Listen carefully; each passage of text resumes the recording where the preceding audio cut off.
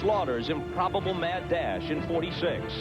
In 67, Yaz and the Impossible Dream gave way to Bob Gibson and cold reality. Carlton Fisk's moment belongs to history, but the next night, the series belonged to the Reds. Bucky Dent, the name itself, an obscenity in New England. And Bill Buckner. It really did happen that way, didn't it? 77 star-crossed years. Can this one be different? It's all different for Cleveland, 41 years removed from their last pennant. Things weren't going all that badly until they sent young slugger Rocky Colavito away in 1960. Did this anger the baseball gods? How else to explain the next 3.5 decades during which they finished an average of 23 games out of first? So something's got to give here, and in Game 1, Tony Pena left his old Boston mates muttering curses of their own.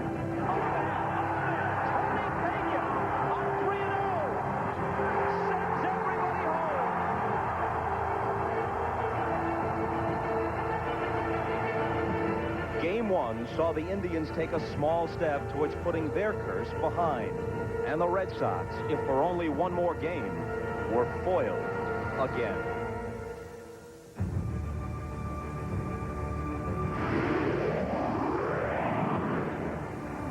So we return to Jacobs Field for Game 2. Rain not an issue tonight as game time approaches. Temperature at 62 degrees.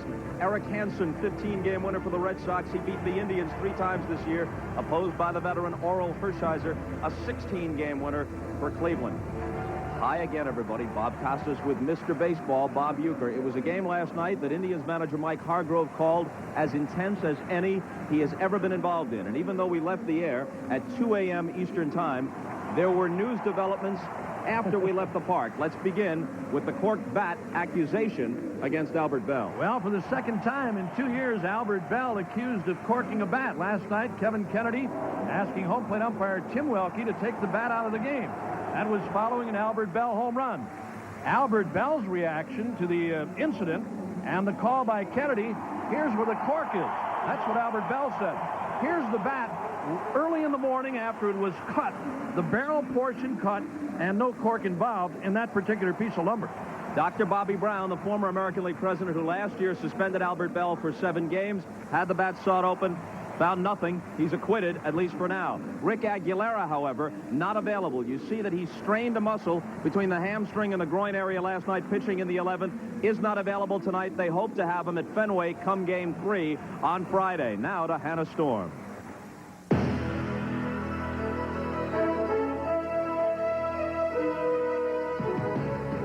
I'm Hannah Storm. Welcome to Night 2 of the Division Series. What a start to the postseason celebration last night. Capped off early this morning in Cleveland. Bottom of the 13th, former Red Sox catcher Tony Pena at the plate, and Bob Costas with the call. Oh, man, Tony Pena on 3-0 sends everybody home. The Indians win, but Albert Bell had his bat confiscated after an 11th inning home run. The Red Sox accusing the home run champ of a corked bat. As you can see, nothing but wood there, setting a controversial stage for Game 2. At Yankee Stadium, Ken Griffey Jr.'s 2 home runs, not enough last night for the Mariners. Tonight they look to even the series and get their first ever postseason win. In the National League, Chipper Jones providing the drama. The Rookie of the Year candidate broke a tie in the top of the 9th inning with his 2nd home run of the game, putting the Braves up with a 1-0 lead over Colorado. And in Los Angeles, Reds lefty John Smiley tries to give Cincinnati a commanding 2-0 lead at Dodger Stadium. Night 2 promises more playoff magic as the division series continue after this from your local station. Of the night till about 2 Eastern Time, before Tony Pena launched a 3-0 pitch into the left field bleachers to win it 5-4 in the unlucky 13th from the Red Sox perspective. And here is tonight's Budweiser Boston Red Sox starting lineup. Dwayne Hosey is in center field. He played right last night. John Valentin at short, Mo Vaughn, and Jose Canseco, the 3 and 4 hitters. They were a combined 0 for 12 and left a total of 10 men on base in the Game 1 loss. Greenwell is in left. He had 3 hits last night. Nearing had a homer last night. Might have won the game, but didn't. Willie McGee, that's the only change. In the 7th spot instead of Tinsley. Tinsley played center last night. Hosey moves to center. McGee in right. McFarland and Alicea, who went 4 for 5 with a home run and a double in that 9th spot last night. Orel Hershiser to Hosey, who swings on the first pitch, slashes it to left, and Albert Bell drops the ball. On his way to second is the very speedy Hosey. Close play in there. Albert Bell will doubtless win the MVP with his late season surge. He has never been a Gold Glove candidate. Al, a line drive, that's the best ball that Hosey has hit in the series thus far. An easy play for Albert Bell. May have cork in his glove. They're going to x-ray the glove. Yeah, normally balls that he gets to, Bob, I mean, he normally catches, and this was a very easy play for him. It turns out to be a 2-base error, and the Red Sox with a runner here in the opening inning. Easy play. Valentin, too, swings on the first pitch. Vizquel, whirling throw. That's why he will win a Gold Glove. Sprinting for third, Hosey, and they got him!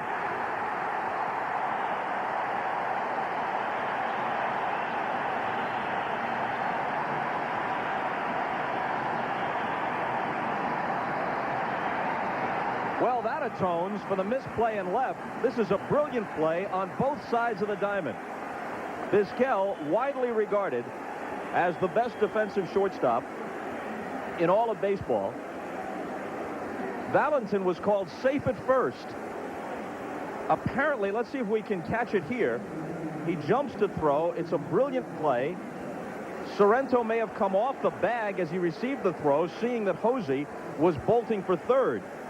And he gets Hosey with a nice catch and tag by Thome there. The call at third base by Don Denkinger.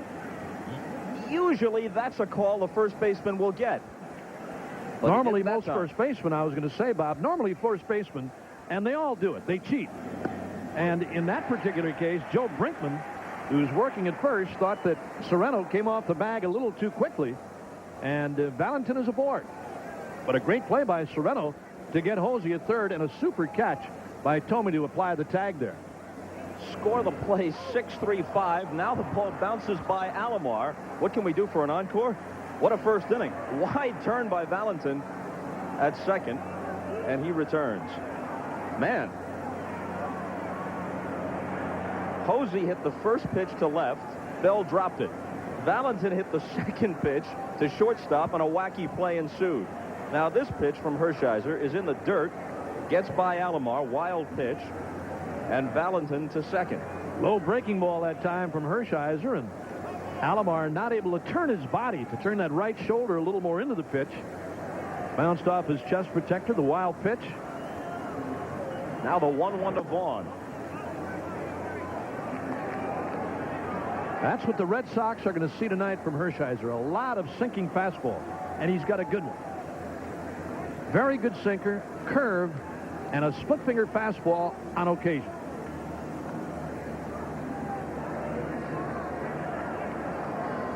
And it's second, one out of the first. Call strike 2-2, and quickly we check with Hannah Storm.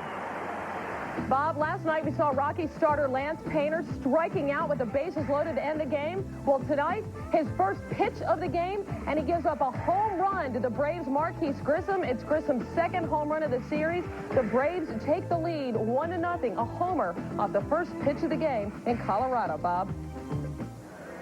Action right off the bat in at least two locations, and now Hershiser strikes ball out. He went 0 for 6 last night with 3 Ks. As we told you, he led the American League with 150 strikeouts in a 144-game season.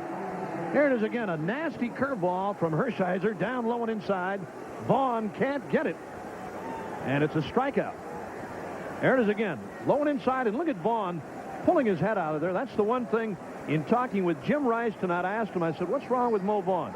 He said, he's trying to jerk everything out of here and right, and he's pulling out. And that's what he did right there. Going back to that opening play, Bob, what a brilliant play by Omar Vizquel. Wow. Took that ball in the hole, and had Sorrento not come off the bag, he's got him at first, and that would have been a double play. Yeah. Hosey holding with the ball hit in front of him, and then once Vizquel released the throw, Hosey very fast made his break for third. Sorrento so anxious to get him that he cheated a little bit, came off the bag, Joe Brinkman called him safe at first. They got the man at the other side of the diamond. Well, the Red Sox are going to see a lot of that tonight from Hershiser. A lot of breaking stuff with Canseco, sinking fastballs, and he's got a good one. Hershiser's saying that he is now throwing the ball as well as he ever has, and since the surgery back in 1990, he thinks he's back. Throwing in excess of 90 from time to time, and that's the Hershiser of old. 16 wins this year. 11-2 in the second half. The 0-2 to Canseco. Slow roller foul. The 16 victories for Hershiser. The most he's had since he went 23-8 in that remarkable Cy Young Award season of 1988 when he took the Dodgers all the way through to the upsets of the Mets in the LCS and the A's in the World Series. You know, Bob, when you look at a guy like Hershiser and coming off the shoulder surgery that he had, a lot of pitchers don't survive. They'll come back and pitch, but they don't pick up the velocity that they had prior to the surgery. Hershiser is almost where he was, velocity-wise. The 0-2 pitch. Left field Bell with a late break, but he has time. Weird inning, but they survive it. Nothing across for the Red Sox. Moment at Dodger Stadium, bottom of the first, 2 outs. Erik Karros at the plate facing lefty John Smiley, and Karros with the RBI double to left brings in Brett Butler. The Dodgers get on the board first. They take a 1-0 lead. We're in the top of the second now as they look to even that series with Cincinnati at home. Bob? Hannah, thanks. For a scoreless first inning, there was a whole lot going on at Jacobs Field. Greenwell to start the second against Hershiser. Goes the opposite way. Bell backs up to the edge of the track to make the catch. Well, in an opening inning that saw 3 errors, you'd think somebody may pick up a gift run. 2 charged to the Indians in the opening inning, and then the ball hit by Vizquel. Error charged to Valentin. Albert Bell on the catch of Greenwell's little lazy fly. You know, you might see Hershiser in a game like tonight with the Indians up 1-0, Bob, really kind of air it out and really try to get out of here with 2 for Cleveland, and maybe change himself just a little bit, change his style a little bit more, and I mean really go after these guys. Although if he gets out of his sinker routine, he's really out of his mode, so to speak. Ball 1 to Nearing, the 4-0 postseason record you saw for Hershiser with the Dodgers, of course, in the 80s. Pop to the right side. Sorrento into foul ground for the second out.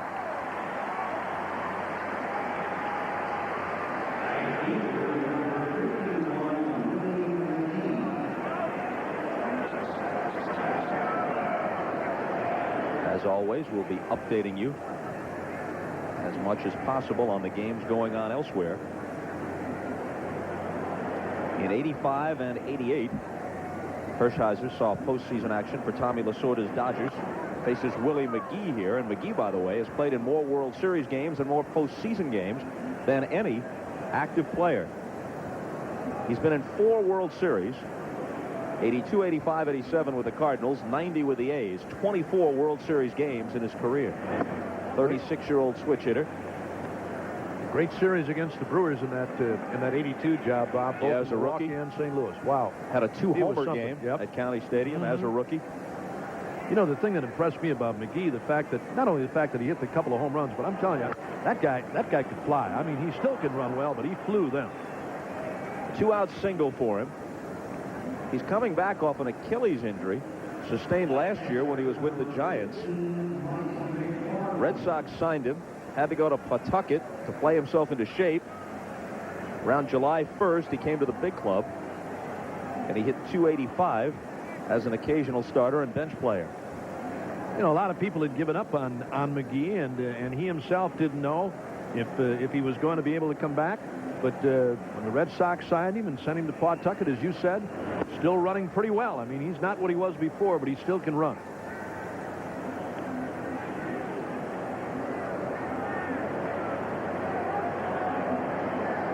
McFarland at the plate was 0 for 3 last night before they hit for him. 2 out and McGee at first in the second.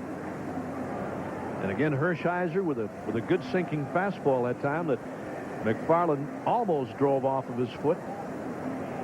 Well, I mean, this guy tries to pitch on your fists all night long. He's on your knuckles all night long. Then that nasty curve down low and away. Not a big curveball, but it's sharp. 1-2 to McFarland. We told you that Hanson is 3-0 with a no decision against Cleveland this year for Boston. Hershiser in 3 starts against the Red Sox, 1-1 with a no decision. And you see the ERA is 5.60.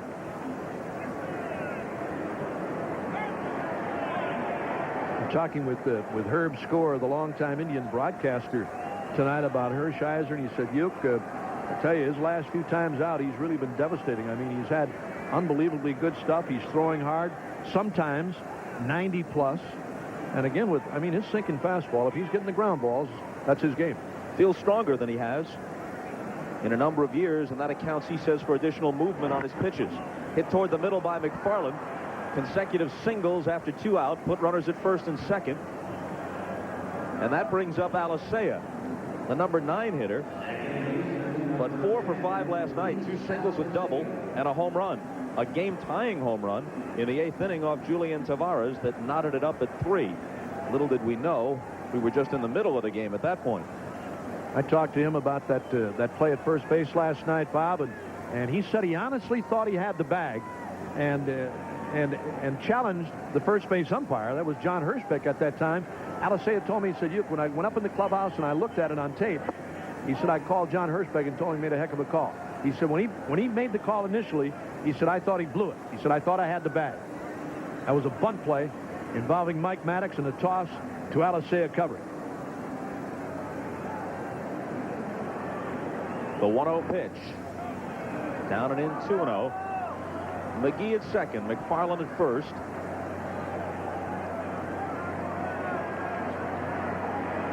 Alicea hit .270 during the regular year.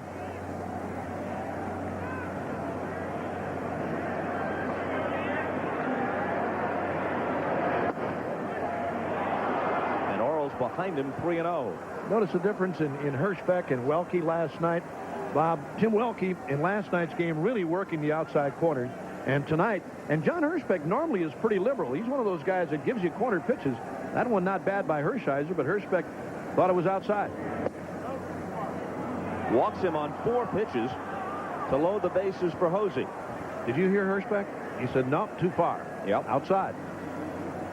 Hirschbeck's got the plate. Joe Brinkman at first, Rocky Rowe at second, Don Dinkins with the crew chief at third, Dan Morrison left field line, and Welke, who had the plate last night, is in right field tonight. This is one of the things as a hitter with a guy like Hershiser, who normally is going to work that way. That's the way he wants to work. But I mean, if Hirschbeck's going to make him come more to the corner, get more of the corner, then you as a hitter have to realize the same thing, that if he's going to throw you off the corner, take the pitch, if that's the way the home plate umpire is working in a particular game. Hosey reached on Bell's error in the first. And Hershiser's control deserts him here, at least momentarily, in the second. Well, he just doesn't want to give up. I mean, he doesn't want to throw anything right down the pipe. He's still trying to corner pitch. And again, he's got that big sinking fastball. 1-1.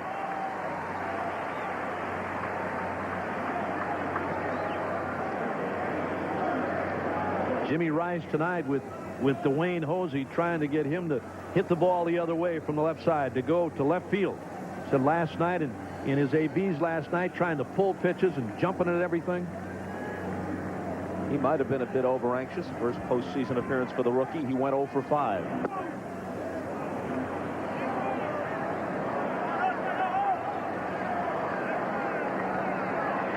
Two and 1 on Hershiser, trying to gather himself a little bit here.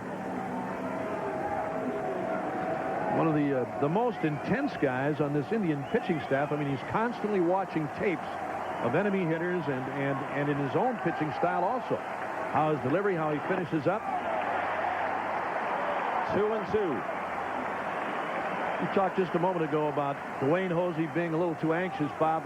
I know that's in watching him tonight during batting practice, and again in his talks with Jim Rice Rice really trying to settle him down and just get the bat on the ball. Don't be trying to hit everything out of the ballpark. You can't do it by yourself.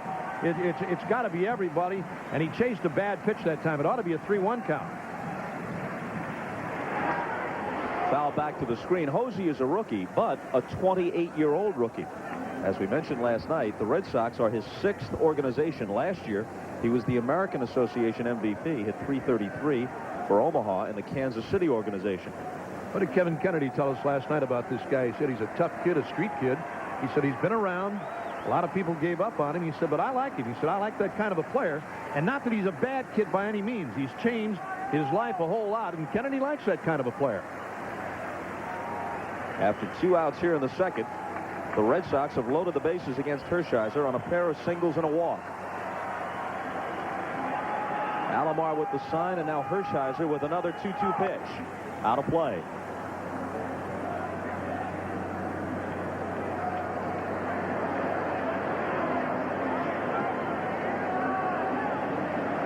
Hargrove and Kennedy go back a ways. Kennedy was telling me before the game that in 1989 in the Pacific Coast League, his Albuquerque team, a Dodger farm, defeated Hargrove's Colorado Springs club in the Pacific Coast League playoffs 3-2.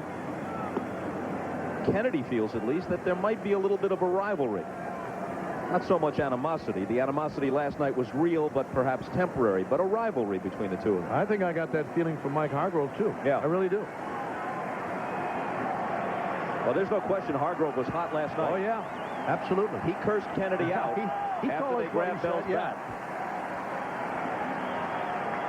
Kennedy still has his suspicions about Bell. The 2-2 pitch again. Rolled foul.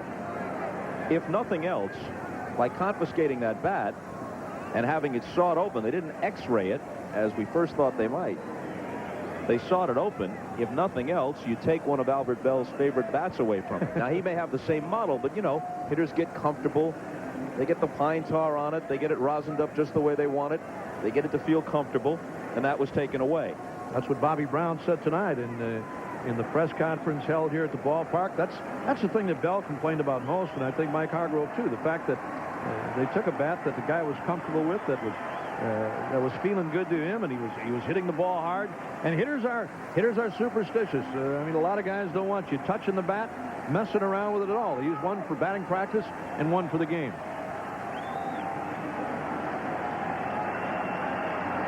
And now Alomar out to talk with Hershiser. Polite comments were in short supply after last night. I mean, Albert Bell has no particular fondness for former American League president Dr. Bobby Brown, who's retired and been replaced by Gene Budig now. But with 2 divisional series, Budig is at Yankee Stadium with the Mariners and Yanks, and Brown comes out of retirement, league president emeritus. Thought he would just enjoy a pleasant few days in Cleveland and Boston, and is thrown into immediate controversy. Another 2-2 pitch and another foul ball. A 7-game suspension for Bell last year, handed down by Dr. Bobby Brown after they did find cork in the bat. Well, I mean, it's not Bobby Brown's fault. He was here last night and was the man in charge. What else are you going to do? They wanted the bat examined. Got one of the ground crew people here to grab themselves an electric saw, and that's the final result right there. Dr. Brown was kind of funny in the press conference. He said, I'm sure Albert was looking forward to seeing me again. Yeah.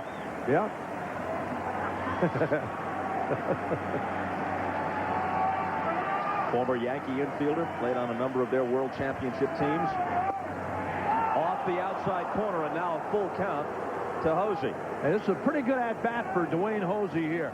He's fought off a couple of tough pitches from Hershiser and took one right there. And again, John Hirschbeck does not appear to be giving that pitch that is just off the corner, and Hosey took it, and it's running time now for everybody.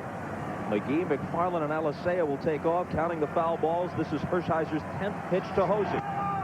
Bouncing ball, second base, Baerga, who was screened a little bit by the runner going past. It wasn't such an easy play, but he throws him out. They leave the bases loaded. Still no score at the Jake. This of Albert Bell to call from the dugout and arrange a late dinner post-game with Dr. Bobby Brown. I think where Bobby Brown is sitting, you wouldn't need a telephone to hear Albert Bell. Dr. Bobby Brown, one-time roommate of Yogi Berra with the Yankees of the 40s and early 50s. Famous story about the two of them, probably apocryphal. Bobby Brown going through medical school while playing ball, reading a medical journal. Yogi leafing through a comic book, so the story goes. And as Yogi turns out the light, he turns to Brown and says, "Well, how did yours come out?" Here's Tommy. Medical books didn't glow in the dark either. That was a big kick out of comic books late at night. You must have had a different subscription than I did. Strike one to Tommy from Hanson. I drew my own.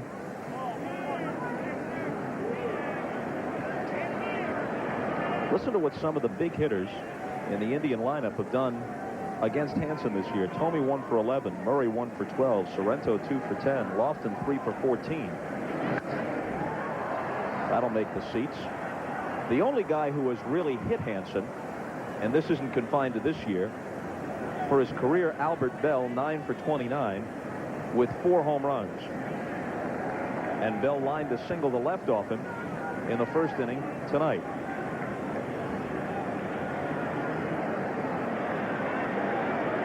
The 1-2 pitch. A pretty good changeup that time from Erik Hanson. He got it upstairs, and Tomey able to get a piece of the ball. He was out on that front foot. Here it is again. There's a high change of pace. Look at Tomey out on the front foot. Out on the front foot, still had enough of the bat back to get a piece of it and foul it off. Sit down. Second strikeout for Hanson. Tomorrow is a travel day in the division series, so check out the most watched night on television. Must-see TV, NBC Thursday, all new episodes of Friends, The Single Guy, Seinfeld, Caroline in the City. The Single Guy probably should hook up with Caroline in the City. And the biggest drama hit on television, ER. They don't call it must-see TV for nothing. You can catch the all-new episodes tomorrow.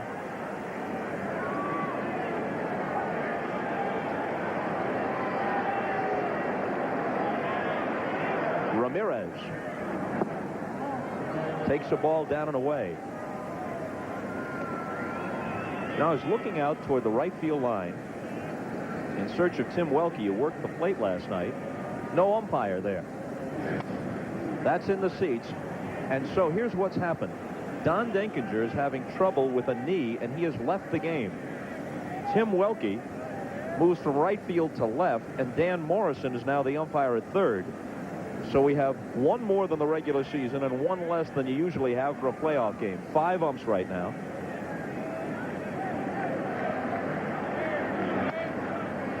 And a roller to the right side. Alicea takes care of Ramirez, who was 0 for 6 last night and hitless in his first at-bat here. Well, there were a couple of 0 fors last night with Vizquel. 1 for 6, Murray and Tomey. Ramirez now 0 for 7 in the series. He looked like he jammed himself that time on a change of pace. That little weak ground ball to second.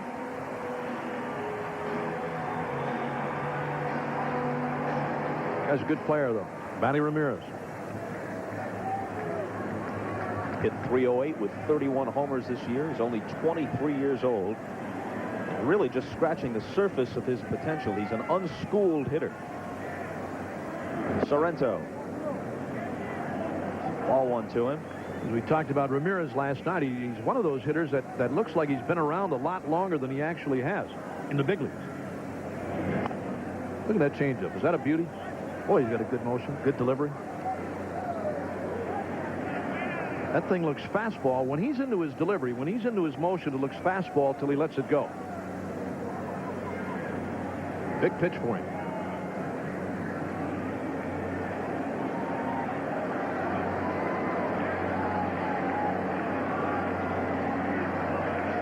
Here it comes on 1-1. Beautiful night at Jacobs Field. 62 degrees at game time. Municipal Stadium was one old baseball park that had almost no charm. Not Fenway or Wrigley or Tiger Stadium or anything like that. It just had a baseball atmosphere that didn't compensate for all the other problems with it. In fact, I think it was Hargrove who said there's nothing wrong with Municipal Stadium that a case of dynamite wouldn't cure. Mm-hmm. Yep. Yeah, they could have made that area over there a canal. That, my friends, is the Goodyear blimp Spirit of Akron floating overhead, providing the aerial view of Jacobs Field. Goodyear blimps have been flying over major sports events for over 70 years. Gee, the Wright brothers only flew 92 years ago. Mm-hmm. Not for very long, but they did. Yeah. What a charter that was. 1-2 pitch. It hit him. Sorrento hit by a pitch.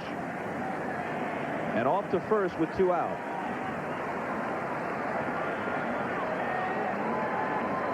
This is that last breaking ball by Hanson, dropping low and inside, just above the knee, getting Paul Sorrento. I'll tell you what, if that was a fastball, he might not have taken it the way he did, and may have made a little better effort to get out of the way. Sandy Alomar Jr. 1 for 4 last night, 300 for the season.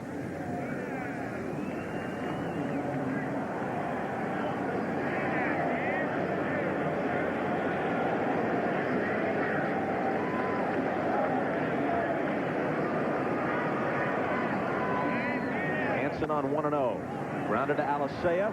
The flip to Valentin to retire the side. No score after 2 in Cleveland. Indians leading the series 1-0. Because someday you'll get that big promotion. In a moment, first to the action at Coors Field. Top of the third, Braves up 1-0, 1 out, and the bases loaded for the Braves. Javi Lopez taking Lance Painter to deep left. It'll stay in, but it's a sacrifice fly as he scores Mark Lemke from third to give the Braves a 2-0 lead in the third inning. Now to Yankee Stadium, scoreless in the top of the third. Vince Coleman of the Mariners at the plate, and he goes opposite field for the home run off Yankees rookie starter Andy Pettitte. The Mariners looking to even this series, and they take a 1-0 lead in the third at Yankee Stadium. Back to you, Bob. Hannah, thanks a lot. It's not all that often that Vince Coleman homers, but to the opposite field. Yeah, the ball jumping tonight evidently in Yankee Stadium because it got out of there relatively easy. Boy, what a leadoff guy he's been for Seattle, huh, Bob? What an acquisition, Vince Coleman. Valentin reached on an error in the first and hits another one to Vizquel. This is a routine chance, and that's the first out in the third. Hershiser again getting a little bit inside on Valentin that time with that sinking fastball. Well, here's a guy the Red Sox really need to get going.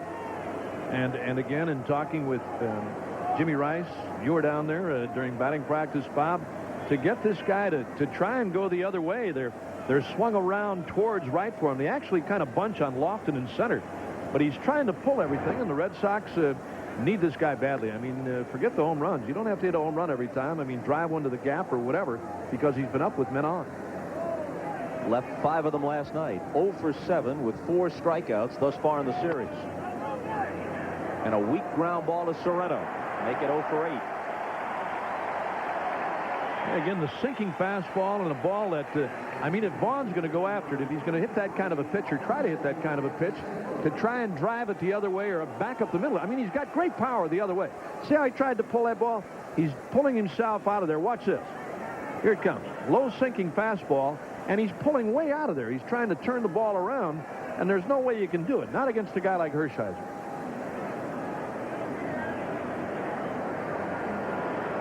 Talked with Vaughn before the game tonight, and he said, I'm just battling. I mean, that's all I can do is just go up there and give it a whack every time. Canseco looking for his first hit, and as a matter of fact, he's 1 for his last 25. 1 for his last 25 in postseason play.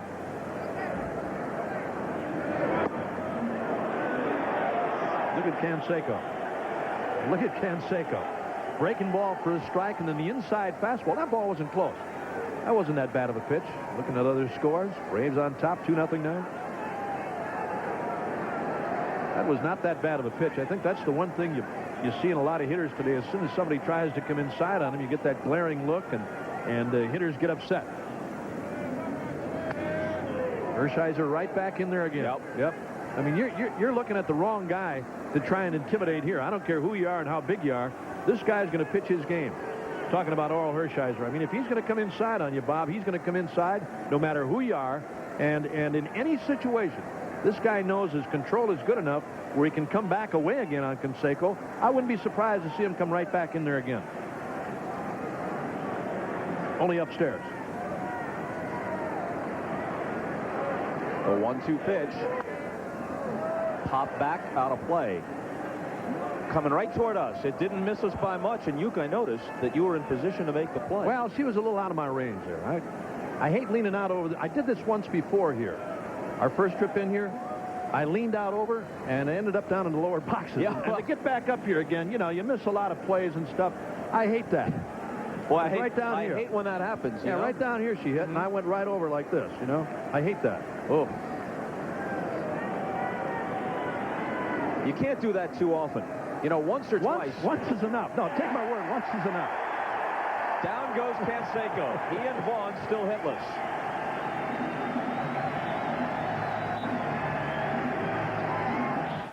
But so far, no one scored on him as we move to the bottom of the third. Here's tonight's Toyota Diamond Dust baseball fact. Coors Field is hosting a postseason game in its first season of operation as Lofton takes a ball. Name 5 other current stadiums that hosted postseason games in their first season of operation. Lofton pops it up, nearing a third. That takes care of the Cleveland leadoff hitter. Well, I don't know. Let's see. Sky Dome for one. Yeah, 1989. They opened it at midseason, and they hosted the playoffs there against Oakland. Riverfront Stadium in 1970, same deal. I think that's when they left Crosley midseason, and the World Series was played there in 1970.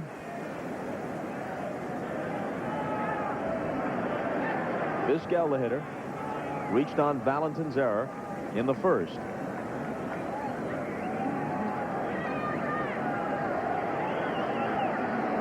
One out, nobody on. Bottom of the third, no score. Did we discuss Yankee Stadium? Well, I guess that would count. It's been remodeled, but it opened in 1923, and I'm pretty sure the Yankees won the pennant that year. In there, 1-1. Quickly to Hannah Storm. Something's going on somewhere else. Hannah. Bob, the action is at Dodger Stadium. Top of the fourth, Los Angeles up 1-0. Reggie Sanders at the plate with the man on. It's a 2-run home run. The first hit of the night off Dodgers starter Ismael Valdez. Home run to dead center, and Cincinnati takes a 2-1 lead. Now we go to the bottom of the inning, and Erik answers with a solo shot off John Smiley. Earlier, he had an RBI double, so Karros has driven in both runs for the Dodgers. We're all tied up at 2 in L.A. Bob? Hannah Storm is probably the envy of every baseball fan in America. She's watching 4 games at once and bringing it all together with the help of the folks at the Baseball Network, trying to keep us up to date on everything that's going on. There's a strike to Baerga. I wonder if Hannah knows the other couple of stadiums. I don't think she's had time to think about that. Broken bat roller, Alicea. A very quick bottom of the third, and we're back after this from your local station. And wait. On Friday, they'll go with Wakefield. Nagy will be the starter for Cleveland. Greenwell in the air to left. Albert Bell has it. Don't say that too quick. I think I did, actually. But he did clutch it. This 1995 Division Series game is brought to you by Network MCI. How to get modern communications technology working for your business. Texaco Clean System 3 gasolines. And Chevrolet, the cars and trucks 36 million people depend on every day. Field line. And a foul ball.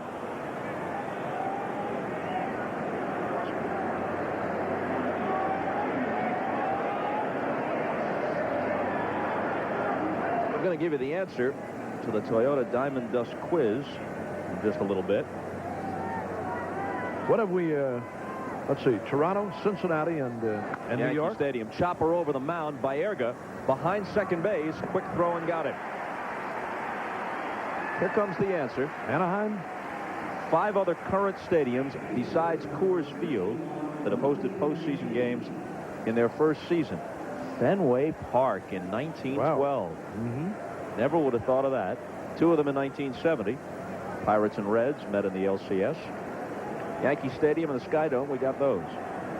Not bad. Willie McGee singled his first time up. John Gonzalez give us a little touch there, talking about being experts. McGee, a long history from all those years in the National League against Hershiser. 12 for 50, that's 240. Never homered against him. Singled his first time up off Orel in the second inning. Boy, there's a good fastball from Hershiser. I'll guarantee you that one in the high 80s or in that low 90-mile-an-hour range. One more time around the outside corner. Good fastball.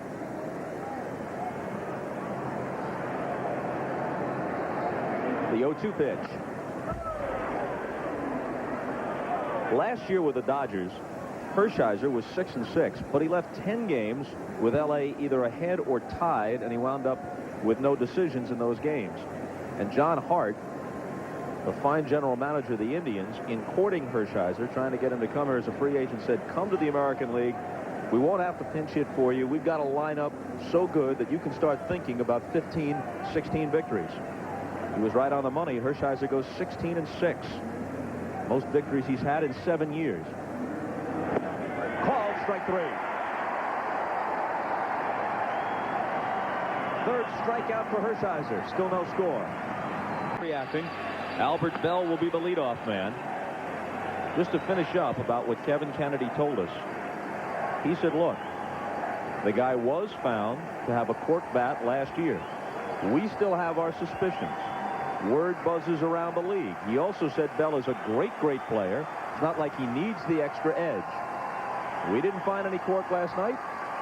That's not to say that he's never used a cork bat and that he might not be caught sometime in the future. Mike Hargrove told us before the game, absolutely not.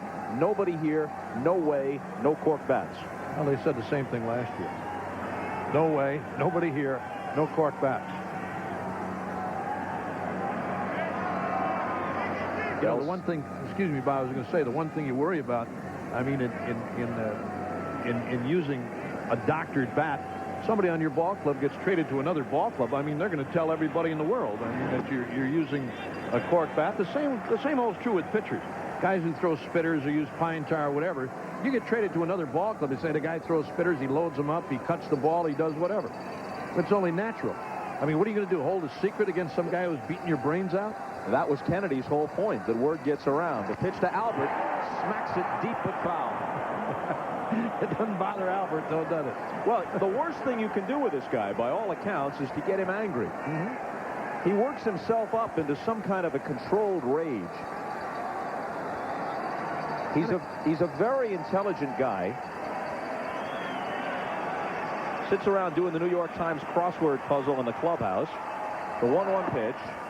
2-1. He doesn't get them right. He just does it.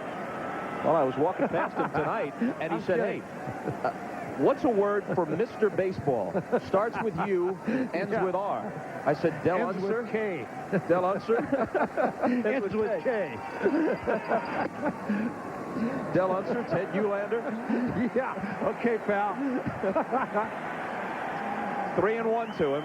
You know, off the field, this guy is one of the most soft-spoken people you'd ever want to be around. I mean, he's two different people. When he's out here, and especially hitting, as you said a moment ago, I mean, he's unbelievably intense. And he gets under this one. He had Hanson set up, the kind of situation he likes, but he couldn't do anything with the 3-1 pitch, the catch by Valentin, and the throw to Hannah Storm. Thank you, Bob. Top of the fourth, Braves leading 2-0, 2 outs for Marquise Grissom, who led off the game with a home run. And here's another one, his second of the night off Lance Painter. It's a solo shot to give the Braves a 3-0 lead.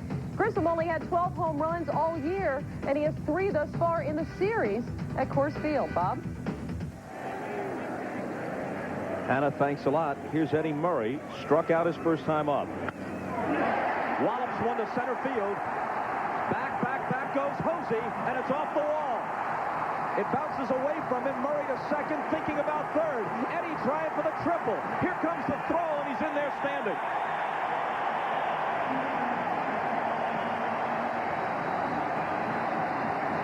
A one-out triple for Murray, who at age 39 doesn't hit many of them.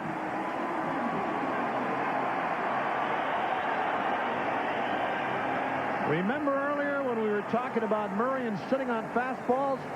There it was from Hanson, out over the middle, and he hit it into that corner out in left center. There you see Hosey with a leaping try. He never got close to that ball. He would have been better off turning around and playing it off the wall. Instead, it's picked up out there by Greenwell, and Murray into third uncontested with a triple. He did not hit a triple during the regular season. Thome fouls it back. There it is. Murray drives it to deep left center.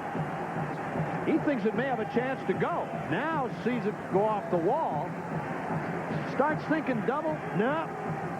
They'll carry me 3 times.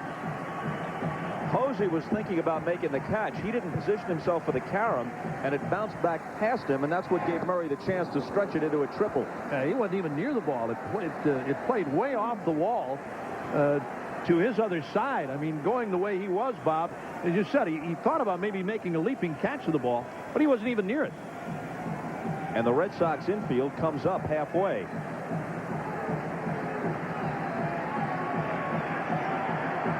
Figuring 1 run might be precious in this game, they look to cut it off.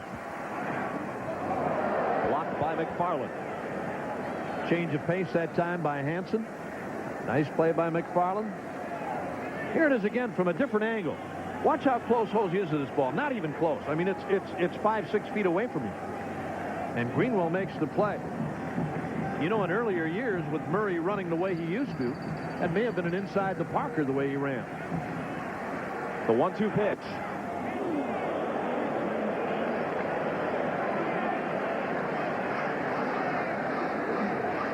Thome struck out his first time.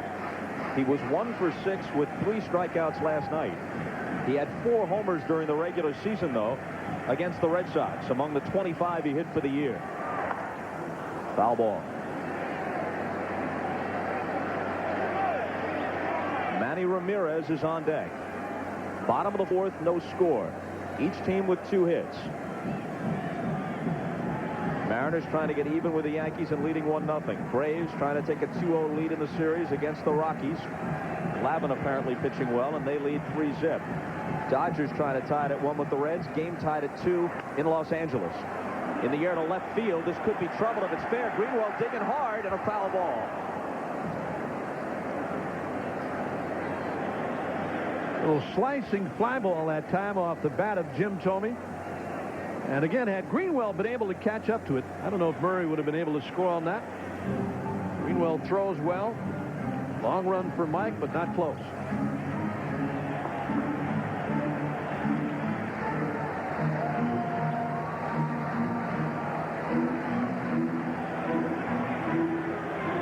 A 1-out triple by Eddie Murray gives the Indians a chance to snap the scoreless tie. A right-handed batter and Manny Ramirez coming next.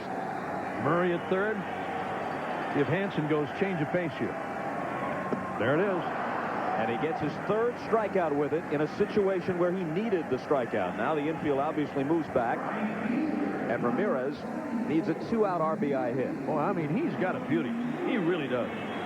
That's as good a change of pace as you'll see in all of baseball. Look how far Thome is out in front of this pitch. I mean, a beauty. Out of the strike zone. 2 keys. Actually 3. It's a change of speed, but it has movement on it. Moved down and away from the left-handed hitter.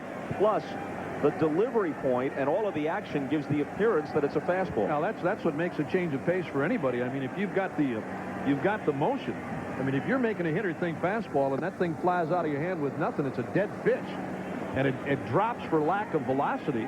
And again, he's got a beauty. I mean, he's worked on it, and he'll tell you that. 0-1 to Ramirez, looking for his first hit. Bounced to second his first time up, 0 for 7 in the series.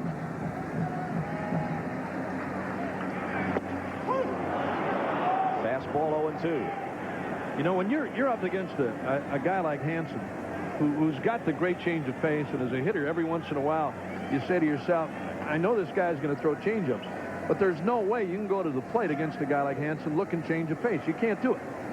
He's got such a good fastball and a very good curve.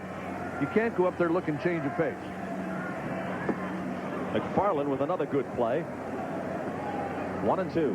McFarland involved in one of the key plays in last night's game on a play at home plate, a ball that got by him, and led to a big 3-run inning for the Indians.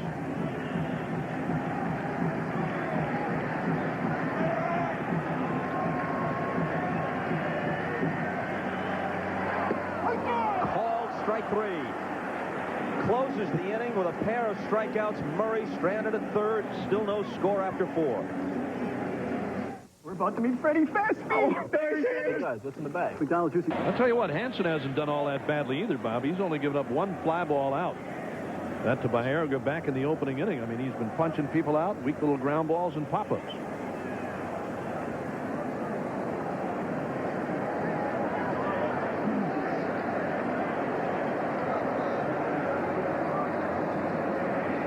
Pitch to McFarland. Hit toward the hole, and Thome can't make the diving play. It's a leadoff hit for the Boston catcher.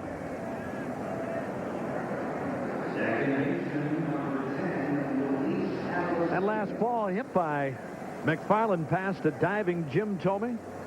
McFarland with his second base hit tonight after a collar last night. Buddy Bell, fine third baseman with the Indians, the Reds, the Rangers for a while, has worked with him. Buddy, now a Cleveland coach, has worked with Thome to try to make him a better third baseman. Here's Alicea, who walked his first time up. Meanwhile, Buddy Bell's name keeps coming up in rumors concerning open managing spots. Most recently, the Tiger job, now that Sparky has stepped aside.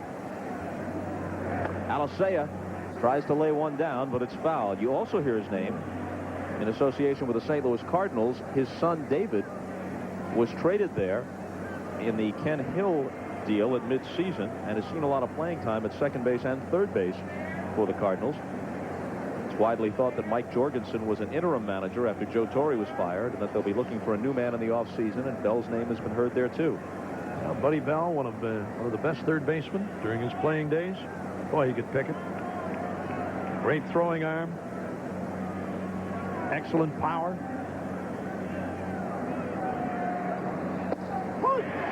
0-2 to Alicea. Played with his dad, Gus Bell, and I don't know if you remember Gus, Bob. I'm sure you saw him. Cincinnati Reds. Yes, sir. A big power hitter with the Reds, and one of the original New York Mets with that comical 1962 team.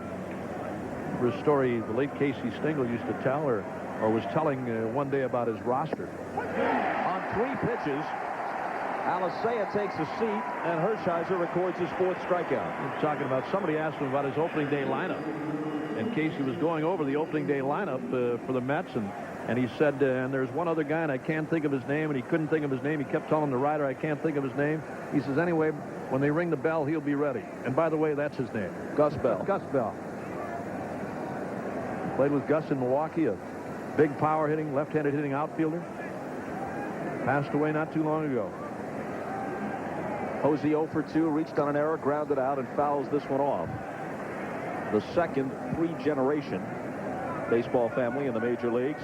Ray Boone, Bob Boone, Brett Boone preceded them by a few years, and now Gus Bell, Buddy Bell, David Bell.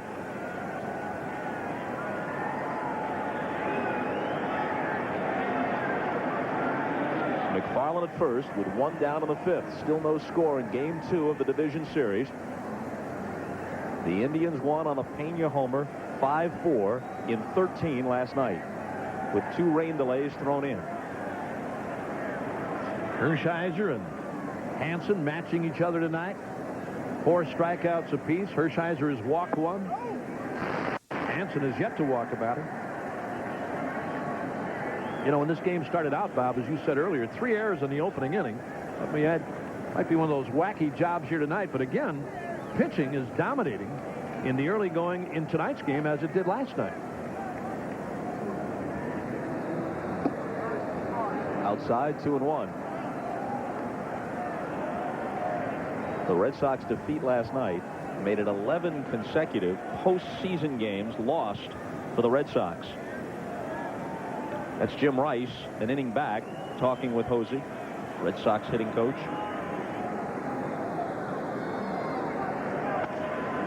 Bouncing ball to second. Baerga gets the lead runner. So McFarland is out, and Hosey is at first with 2 down. Hosey now 0 for 8 in the series. Now, I know that's what Jim Rice was talking to him about. Again, he had a pitch that he could drive the other way and tried to pull it. Hit that little bouncing ball to Baerga. And the guy who's really out of his element, Bob, when he does try to pull the ball or hit with power and try to do too much. And that's what Jim Rice was preaching and trying to get him to do during batting practice. And, I mean, he's one of those hitting coaches that really does stay on you. I mean, when you're in the cage, he throws batting practice daily.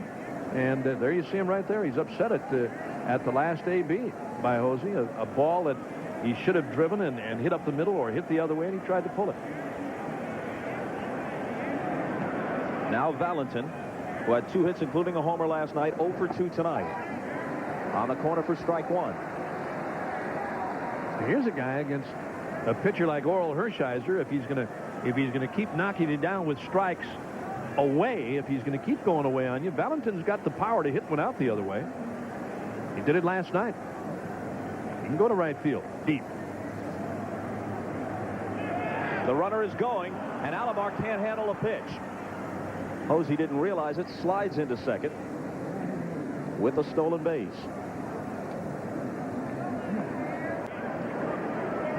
There's Hosey's lead. And a good break against Hershiser. A pitch that was in the dirt and got by Alomar. And he's in with a steal.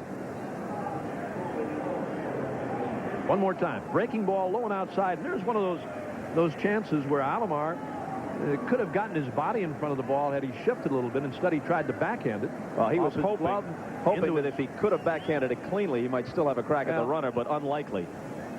That's a very tough play. I mean, if a short hop breaking ball, you're all right as a catcher. But that thing was about 3 feet in front of him. Now an RBI spot for Valentin, but a swing and a miss for strike 2. But Valentin there, Bob, in the fact he missed the ball, okay, he's a strike, but a pitch that he tried to go the other way on. He didn't try to pull the ball. He tried to go right field, right center. Here it is one more time. He tried to go the other way. You saw him stay in there and try to take Hershiser to the opposite field. See if he comes inside here. He's gone away on Valentin a couple of times. Yep, struck him out. You called it, Uke. That's 5 to the bottom half of inning number 5. Fenway, Wakefield for Boston, Nagy for Cleveland. Friday night, 8 Eastern, 5 Pacific. The playoffs continue. Game 3 of all 4 series.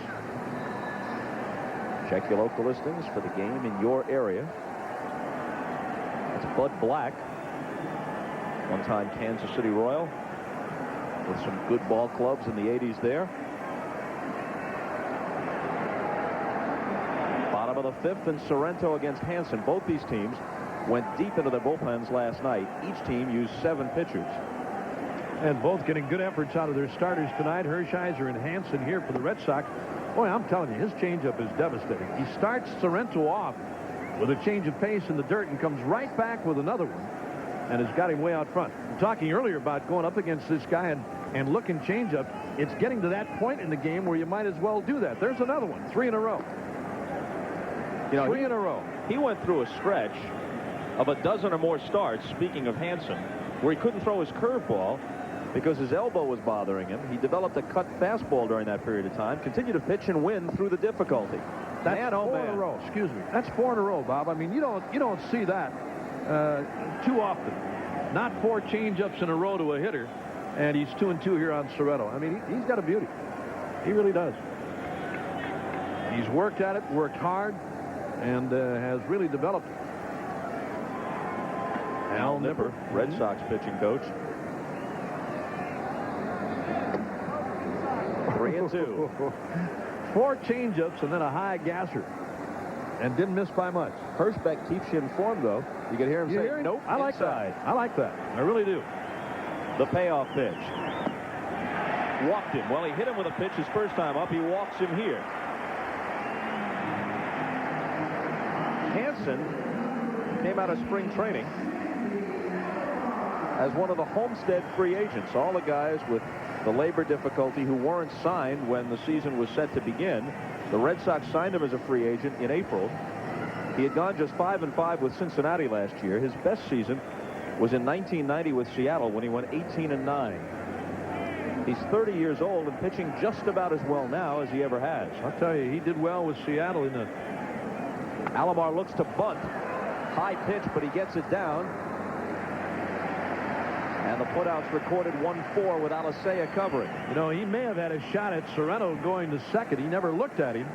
He took the sure man in Alomar, but he had a definite shot at Sorrento going to second. Just to finish up, I mean, when he was with Seattle and such a power pitcher, I mean, it was one fastball after another and a big, hard curve. You win 18 games for that club. I mean, you're doing a job. You know, Bob, you talk about certain pitchers with certain ball clubs, and clubs don't score a lot of runs for you. But when you look at those pitchers who are good, I mean, guys who are really good and you know are going to be winners, despite the fact that they're on bad ball clubs, they win. They do win games.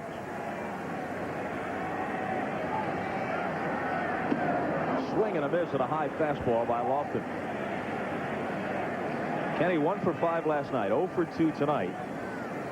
Hanson this time with a high fastball.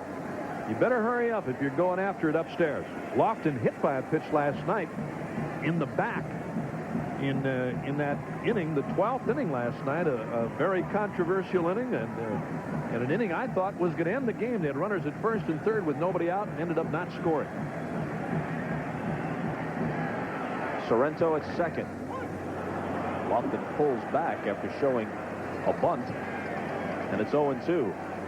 You know, if Hanson can get that fastball up in the vicinity of 90 miles an hour, it's so much more devastating in contrast to the change. Yeah. When you're talking about a 75-mile-an-hour changeup or less. McFarland is fooled. The ball gets away, and to third is Sorrento. Crossed him up. Definitely crossed him up. You saw McFarland go up as if to get a high fastball, and Hanson threw him a curve. And luckily, that ball hit McFarland. He never got a glove on it. Watch this. There's the curve, and it got him. Maybe not so luckily from his perspective.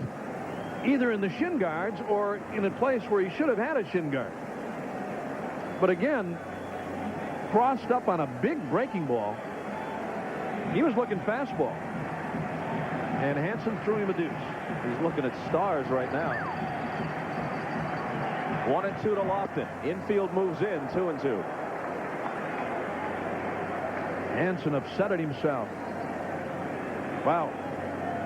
Big break for the Indians with only one out. Infield up again. Full count. Well, he's used his changeup so often tonight, and he'll throw it from behind. He's gone twice now, back-to-back fastballs on Lofton. Here's a high fastball. He tried to get him to chase. Didn't do it. Let's see here if he goes changeup. Yep, he did. Walked him. But he walked him.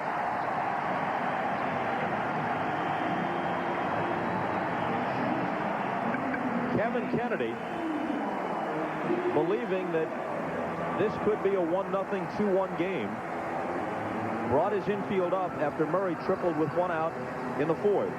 Here in the fifth, a Sorrento walk, a sacrifice, a pass ball, and now a walk to Lofton. Puts runners at first and third, so with the double play in order, he moves them back as Vizquel steps in.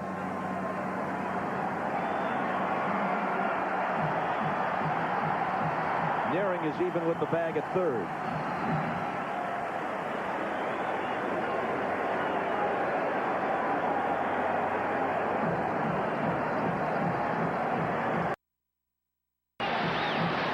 Lofton not going, and the pitch outside. Now you got a double problem. Even if Lofton doesn't steal second, and Nipper's coming to the mound now along with McFarland. Vizquel runs very well, especially coming out of the box from the left side.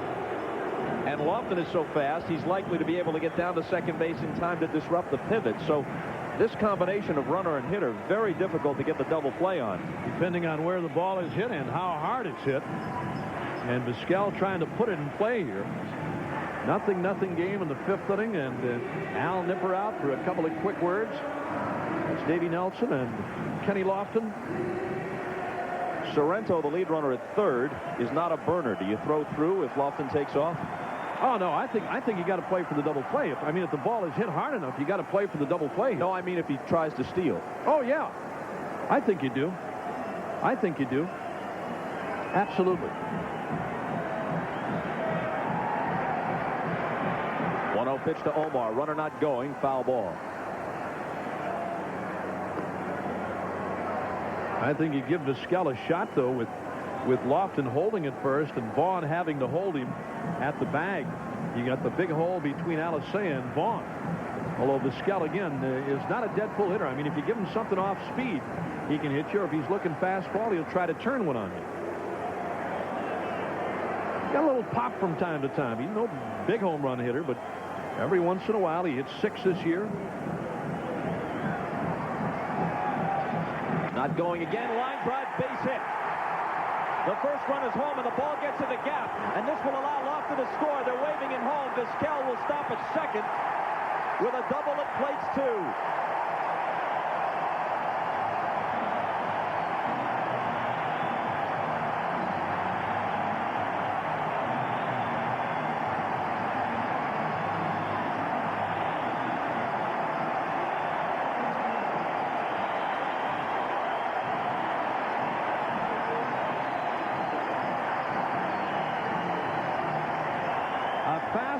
From Hanson, and as I said just a moment ago, if he's looking fastball, he can turn it around on you, and he can hit you to left.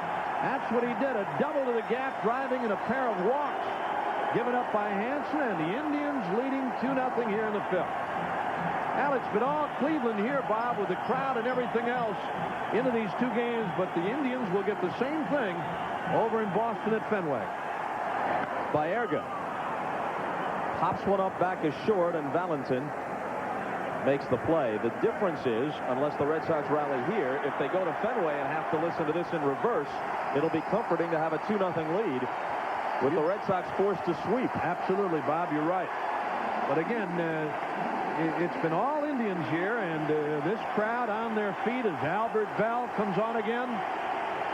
But the Red Sox are not dead. They're not out of it by any means.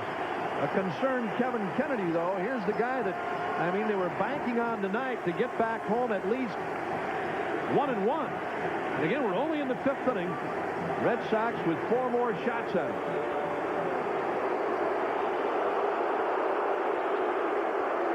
And predictably, they'll walk Bell intentionally here. It's predictable even though the highly respected switch hitter Murray is on deck. Right-handed hitters, though, for the year have collectively done better against Hanson than lefties.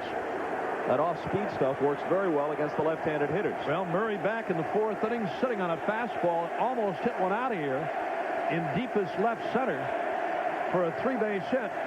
And he's on now with right-hander Mike Maddox up in the Boston bullpen.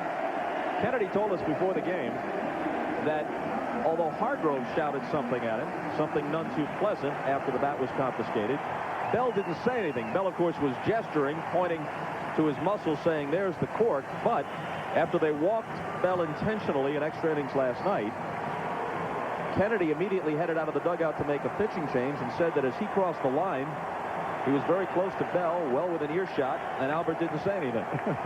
He described Albert as respectful in that situation. Now, last night's score was all the Indians were worried about. They got out of here last night 1-0, win to nothing, and tonight could make it 2-0. Murray just waves at the change. He has struck out and tripled. The only 2 men Hanson has walked have both scored on him. That is until the intentional walk to Bell, which was his 3rd. Fastball up and in, 1-1. Sorrento walked. Alomar sacrificed after a pass ball. Lofton walked. Then Vizquel doubled 2 runners home. Baerga popped out. Bell was passed on purpose. And the count 1-1 to Murray. 2 on, 2 out, 2 runs home. 2-0 Cleveland, bottom of the 5th. Now, Eddie Murray, as Mike Hargrove told us last night, and in watching this guy throughout his career, and especially in his later years, is a great situation hitter. I mean, he's a good mistake hitter. If you make a mistake or he's looking a certain pitch on you, I mean, he'll stay there. He'll stay there and up to 2 strikes, just keep looking for that particular pitch.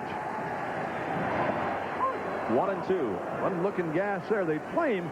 You look at the Red Sox outfield, straight away in center and right, and then in left. Mike Greenwell is only about 40 feet off the line out there. There's a huge gap in left center. 2 balls and 2 strikes to Eddie Murray. Before the 4th inning triple, Murray was 1 for 13 lifetime against Hanson.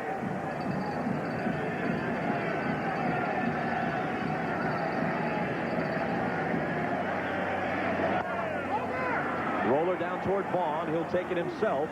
They score 2, lead 2. And after 5, the Indians have broken through to lead 2-0. McFarland, Al Nipper, and Erik Hanson talking about the cross-up. When McFarland evidently called the fastball, Hanson threw the curve. And it wouldn't have made any difference anyway. He followed that with a walk to Lofton after the sacrifice, and then Vizquel doubled in both. The top of the 6th starts with the increasingly frustrated Vaughn and Canseco. A combined 0 for 16. Yes, he is 0 for 8 in the series. That could change momentarily.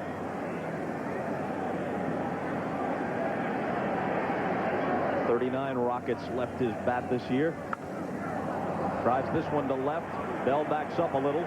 There's the first out. He does have power in that direction, and that's part of what Rice was trying to get him to do, to realize that, not be over anxious, not try to pull, hit that fairly hard, but a routine play for Bell. Well, at Fenway Park, it's a different story. That's a wall shot there. But here at Jacobs Field, a routine fly ball. And you're right, Bob. That's exactly what Rice has been wanting Vaughn to do. And I mean, it's not only Vaughn. I mean, this whole Red Sox offense has been shut down. Here's another guy. Canseco and Hershiser have a postseason history. Hit hard down to 3rd. Tommy to Sorrento for the second out. Canseco was the American League MVP the 40-40 season in 1988. Hershiser was the Cy Young Award winner in the National League when they met in the World Series. Look at this. The Rockies get even with the Braves. The Braves are the heavy favorites, but the Rockies are going to make them sweat. Canseco hit a grand slam homer. It's long since forgotten at Dodger Stadium in Game 1 of that World Series, but that was all washed away when Gibson hit the storybook pinch hit homer off Eckersley to start the Dodgers on their way to a 5-game win in the series. Hershiser pitched 2 victories. He was just about unhittable at that stage the last couple of months and into the postseason, and Canseco was 0 for 8 in that World Series with 2 strikeouts against Orel and 0 for 3 against him tonight. Here's Greenwell with 2 out and nobody on. The walk to Mike Davis from Eckersley in that game, a lot of people still don't understand that one, why he didn't really go after Davis. Ancient history now, but it set the stage for Gibson. 1-1 pitch to Greenwell. Hit into shallow left. Albert Bell for his second put out of the inning. Hershiser makes quick work of the Red Sox in the top of the 6th. After 5.5, 2-0 Cleveland. 0-0, but Larry Walker at the plate with 2 on, and it's gone. A 3-run home run for Larry Walker off Braves starter Tom Glavine. He had 36 home runs in the regular season. His first of the postseason has tied up this ball game. We're in the top of the 7th there. Bob and Bob. And Hannah, it's 2-0 here as we go to the bottom of the 6th. Tommy Ramirez and Sorrento against Hanson. Tommy 0 for 2, a pair of strikeouts. 1 for 8 overall with 5 Ks next to his name in the scorebook for the series. First pitch roller to Alicea. There's the first out. And here's this bit of information. This 1995 Division Series game is brought to you by Buick and your local dealers. Remember, Buick, the new symbol for quality in America. USSB, changing the way you look at TV. At Beechwood Aged Budweiser, the king of beers. this Bud's for you.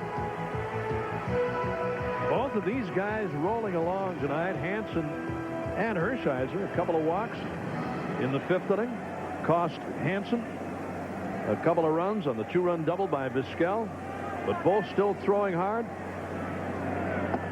and matching in strikeouts. Ball 1 to Ramirez. You know, everybody knows about the 2 years. The Red Sox not winning the World Series despite several near misses since 1918. The Indians not appearing in postseason play since their last pennant of 1954. Overlooked is the last time the Indians won the whole thing. The last time they won the World Series, 1948, they had to go through Boston to do it. A 1-game playoff for the American League title at Fenway Park. Lou Boudreau, the boy wonder, MVP and player manager, I think at only 24-25, Yep. the great shortstop of the Indians, was their manager. They won the 1-game playoff at Fenway Park and then won the World Series in 6 games against the Boston Braves. Ramirez with a long drive to center. Hosey all the way back to the track for the catch, right at the edge of the track, which brings us to Hannah Storm. Hannah? Bob, we got a great night of baseball. Tight games everywhere. Bottom of the 5th, Seattle's leading 1-0. 2 outs for Bernie Williams facing Andy Bennis. And Williams comes through with the RBI double. He scores Wade Boggs to tie this game up at 1. It's his 3rd RBI of the series thus far. And that is where this game stands. All knotted up at 1 in the 6th. Back to the Jake. And up steps Sorrento. The bat goes one way, the ball goes the other. It's off the leg of Hanson. He recovers to shovel it to Vaughn. The bat skittered over the Red Sox dugout and into the stands. Doesn't appear that anybody's hurt. We'll be back. Thursday. Against Hanson, he's left with only the bat handle. Just about a splinter left. Hanson makes the play up along the first baseline, and the bat bounced off the top of the visitors' dugout and into the stands,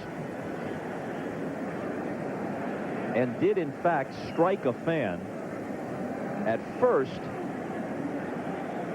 the reaction of the crowd led me to believe that everyone was okay, but it did hit somebody, and we don't know how seriously that person is hurt.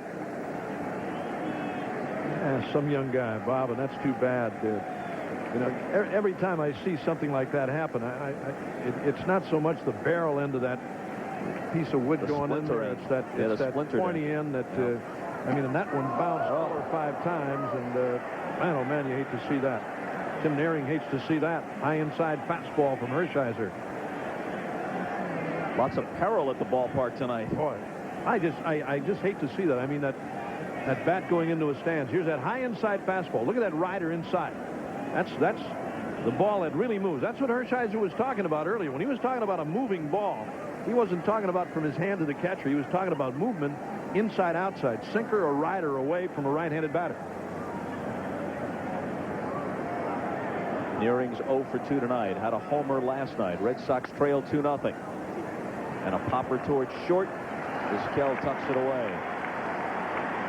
The Goodyear Tire and Rubber Company has dispatched its blimp Spirit of Akron to help with our coverage of tonight's game. The Goodyear blimp is based just 50 miles south of Cleveland, near Akron, Ohio.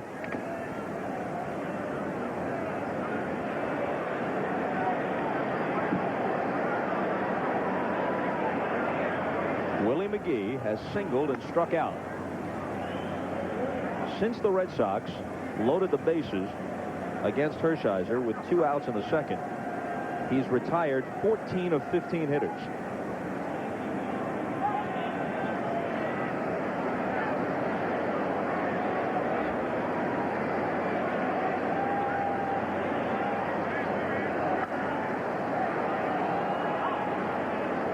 To Willie. Let's check what's happening elsewhere in the 3 other Division Series games. Seattle has a threat, a man on 3rd with 2 out in the 6th, tied with the Yankees 1-1 in the Bronx. They've got Randy Johnson ready for game 3, so if they can get a split in New York, they'll feel pretty good about it. Larry Walker had a great year and continues with a 3-run homer. Rockies and Braves even in the 7th at Coors Field. And at Dodger Stadium, Reds and Dodgers still tied at 2, and Smiley is gone, and Dave Burba has come out of the bullpen. Big night of baseball, trying to keep you updated on all of it. Willie McGee hangs in there. I mean, some big pitchers battles tonight, Bob. I mean, a couple of home runs that have been hit, but for the most part, pitching has been featured. And it's featured here tonight. 2-0 Indians behind Hershiser. All ball players will tell you that history doesn't matter. You know what Mike Greenwell says about the curse of the Bambino. He says, I regret to say I never met Babe Ruth, so it's not a factor. But when you talk about teams with histories, like the Indians and the Red Sox, off the outside corner, 1 and 2, you can't help but think about omens and ironic connections. At least the fans do. And so the Indians went through Boston, both to win the pennant and the World Series against the old Boston Braves, the last time they won it all, 1948. The 1-2 pitch. Struck him out. And for Hershiser, that's strikeout number 6. Well, when you're looking at some of the Indians clubs of past years, in difference to the last couple of years, as you look at this next offering on Willie McGee, a breaking ball and a nasty breaking ball. Hershiser, as I said at the top of the telecast, will throw a splitter from time to time. He doesn't use it a lot. At the good fastball, rider, sinker, curve, and every once in a while a very good splitter. But this Indians ball club, Bob, over the last couple of years, a solid club. It's nothing like they went through in years past. Mariners take the lead on a Tino Martinez hit. McFarland played here, has 2 of the 3 hits off Hershiser. Hanson has allowed the Indians only 3 hits, but one of them, after a couple of walks, was a 2-run double by Vizquel. The Boston offense has just been completely shut down. I mean, it's been Cleveland, and despite the fact that they grabbed the lead early last night on the Valentin home run, Indians come back to win in extra innings, and tonight behind Hershiser, 6 strikeouts, lead 2-0. 1-2 to McFarland. 2 outs, nobody on. Hershiser wants that baseball back. Rolled away from Sandy Alomar. There are a lot of managers in years past, Bob, if a ball got by you, they wanted you to go pick it up. They didn't want you to reach back for another ball from the umpire. Thought you were lazy. Go get it and get it back to the pitcher. And most guys want that same ball. I mean, if you got a ball and you've used it for an inning or over a couple of hitters and you've got a good feel for it, you want it back. Called strike 3. 2 in the inning. 7 for the game. Stretch time at the Jake. 2-0 Cleveland. Back to the Jake in a moment. First, things all tied up at Yankee Stadium in the top of the 6th. Edgar Martinez on third, 1 out. We pick up the call of Gary Thorne. Here's Mike Flowers. Infield drawn in. Fernandez stops it. Martinez stops. Play was made to Velarde, who gets the out. What a play! Fernandez to Velarde to Mattingly, and Martinez had to stay at third. But then the next batter, Tino Martinez, opposite field single, and he scores Edgar Martinez. So the Mariners take a 2-1 lead, and then the Yankees tie things up. Ruben Sierra in the bottom of the 6th. The big home run last night and a blast tonight as he comes right back to tie things up at Yankee Stadium, and that is where things stand in this wild game in the 6th inning. Back to the Jake. All right, Hannah, thanks for the report. Sierra with 2 home runs in this series, and with his antics after he connects, somebody is going to knock him on the seat of his pants before this series is over, if I know Lou Piniella. I don't know. You know, in years past, it didn't happen, and there were a lot of guys that, if you hit a home run against them, you raced around the bases. You didn't want them looking at you all that time. Cormier, the left-hander. Mike Maddox, the right-hander. While Hannah was giving us the update from Yankee Stadium, Sandy Alomar on a check swing was retired on a comebacker. And now the 0-2 pitch from Hanson to Lofton. He was able to hold up. And you remember some of the pitchers that I'm talking about, Bob. I mean, you remember names of guys that you wouldn't dare do that against. I mean, hit a home run or hit a long home run and stand up there and jump around and wave your arms up in the air and scream and holler and everything else. Yeah, try that against Don Drysdale or Bob Gibson. I'm telling you, there's others, Pete Vukovich's and Bunnings and the early wins, and there's some today too. There's some today too, but that doesn't lend for good feelings. 3-2 now to Lofton.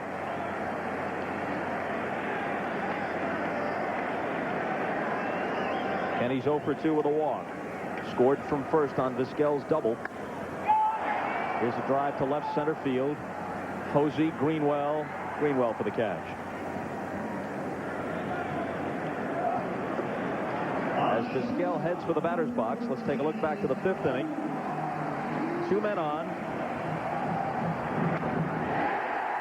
And here's his shot into right center field. It gets between McGee and Hosey, and with Lofton's speed, he's able to score all the way from first. And it's a 2-0 lead.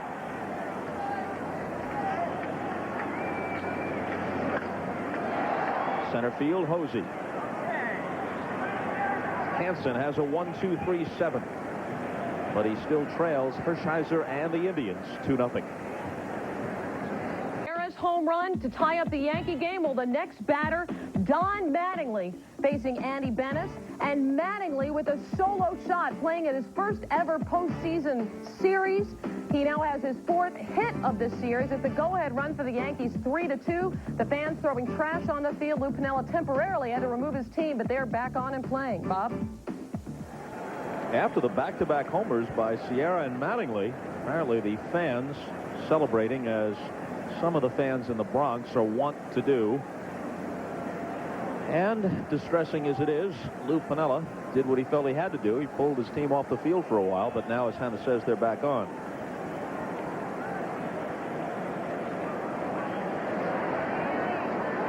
Alicea, Hosey, and Valentin in the 8th. The Red Sox down to 6 outs, and Hershiser really in a groove. Alicea's walked and struck out. Tomey in close at 3rd. You know, he has pitched a whale of a ball game tonight, striking out 7, has allowed only 3 hits. The Indians and the Red Sox, 3 hits apiece in this game. I mean, it's been no big hitter's paradise at Jacobs Field tonight. Hanson's pitched well. A couple of walks cost him, but Hershiser has been overpowered. He has really shut him down. He falls behind 3-0 to Alicea, the leadoff man in the 8th.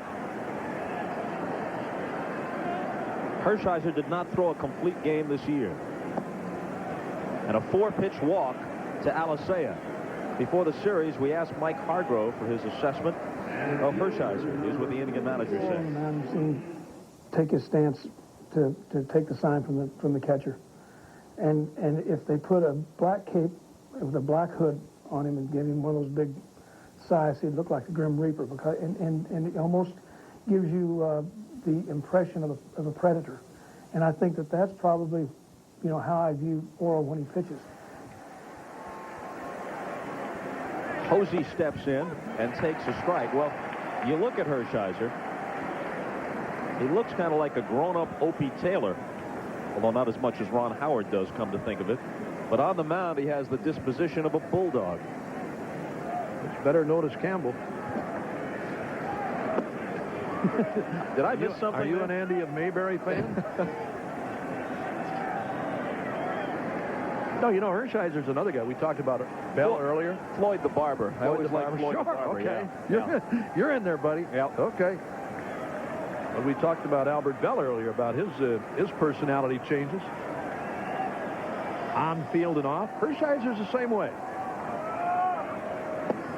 Swing and a miss by Hosey. Still looking. You know, when you're in a game like tonight, Bob, and you're into the late innings, you've got them down 2-0, and I mean, you've pitched a heck of a ball game, and you know the man is in the bullpen for you for the 9th, Jose Mesa, if need be, and I'm sure we'll see him later on. The 1-2 pitch grounded sharply down to first. Sorrento tries to get the lead runner and does. As Alicea is erased. Hosey on at first, but still looking for his first hit of the series.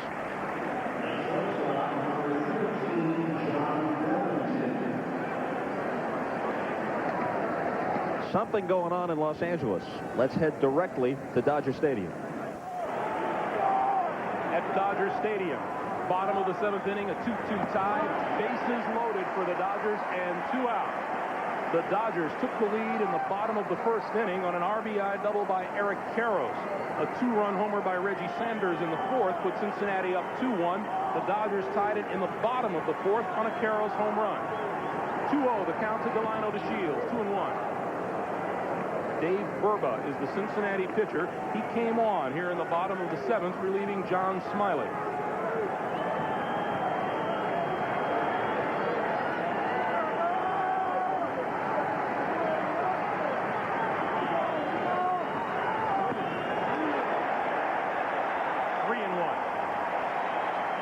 Well, the question is, what do you do here if you're the Shields? Do you take one more? Because if you take one, you're going to get another fastball anyway, and you make him have to throw 2 strikes.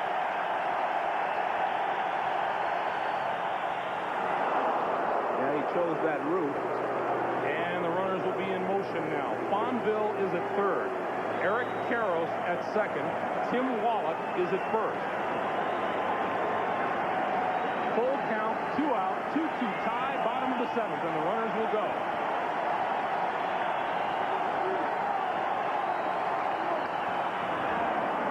Pop foul, third base side. Branson with a hit, and he's got it. So the Dodgers threaten, but they don't score. 7 complete at Dodger Stadium. We're tied at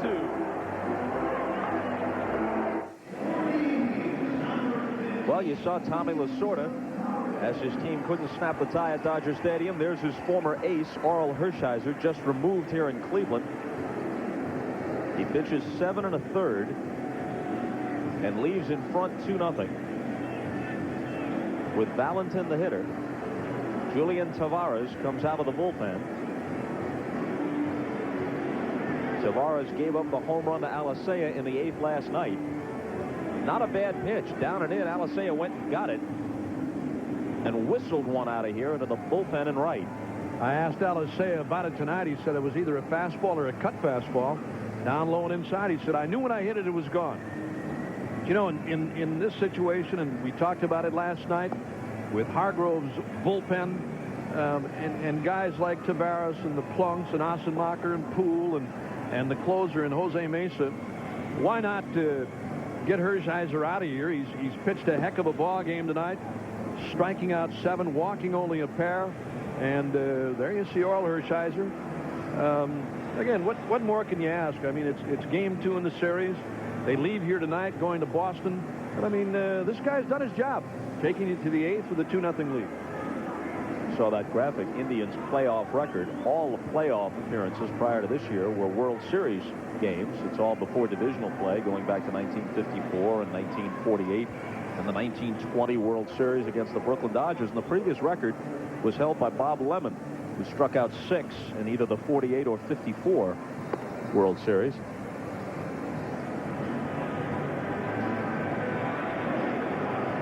Well, I mean, with Hershiser tonight, and he's won 16 this year for the Indians, you can't ask for anything more. I mean, any starting pitcher would love to be on a staff with this kind of a offensive club behind him.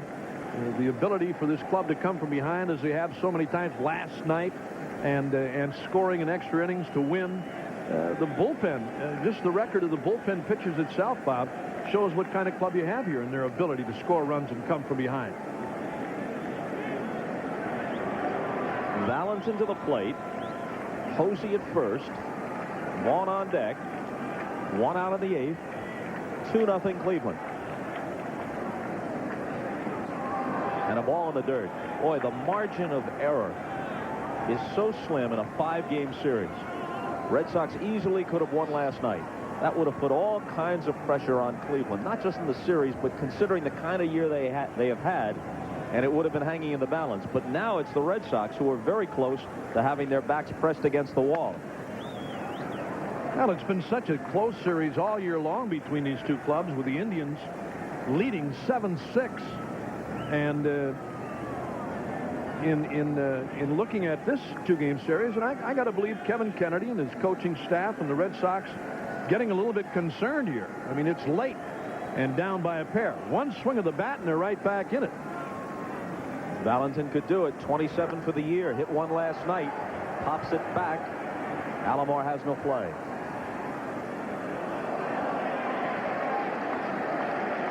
Valentin and Vaughn were teammates in college at Seton Hall, and Craig Biggio was also on that team. That's some college baseball team. Mike Shepard is still the baseball coach at Seton Hall, and he was asked about Valentin's power, whether or not he saw Valentin as a guy who could be a 25-30 home run man in the major leagues. He says, I got to be honest with you. I hit him 9th. What does that tell you? Well, if anybody would have told me that John Valentin was going to be a 27, 28 to 30 home run a year hitter, I wouldn't have believed it either.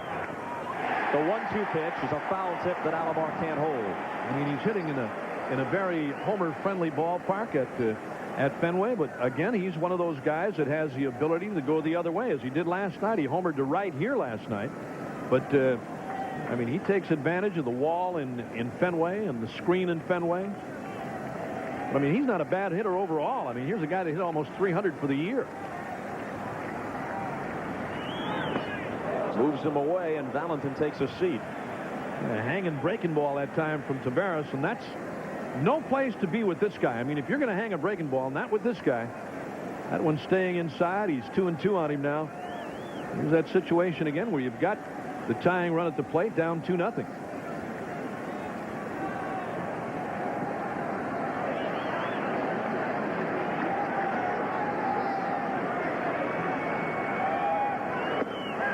Fastball high, 3-2.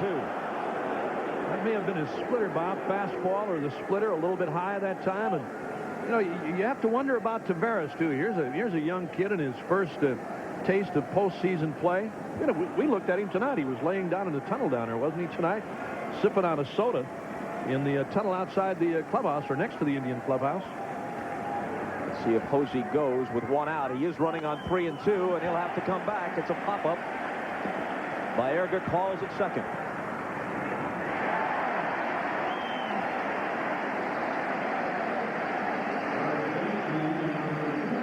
Now Taveras comes back to get him. And now would be an excellent time from the Red Sox perspective for Vaughn to do something. Well, if he's going to do something, it's going to be against the left-hander, I believe. It is. Hargrove's going to make the change. And, boy, Mike Hargrove with all kinds of options here. Bob Costas and Bob Uecker at Jacobs Field in Cleveland. The Indians lead it 2-0 on a 2-run double by Omar Vizquel in the 5th inning. Orel Hershiser worked 7 1/3 with a man on and 1 out here in the 8th. They took him out. There's Orel, who stands to be the winning pitcher. Brought in Tavares to pitch to one man, Valentin. Got him to pop up, and now with the left-handed hitting Vaughn coming up, they bring the veteran left-hander Assenmacher out of the bullpen. And if Assenmacher can get them out of this inning, then Mesa would work the 9th.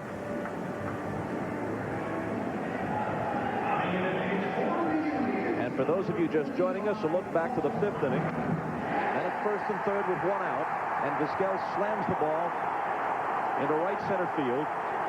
And since Lofton was the runner at first, they had absolutely no chance to get him at the plate.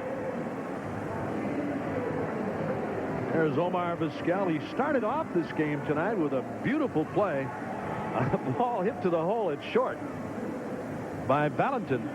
And it ended up as being an error on the first baseman, Paul Sorrento. It should have been a double play. But it didn't happen that way. But Vizquel with a big base hit, driving in the only 2 runs in this game. Assenmacher comes on to face Vaughn, who only hit around .250 against left-handers this year.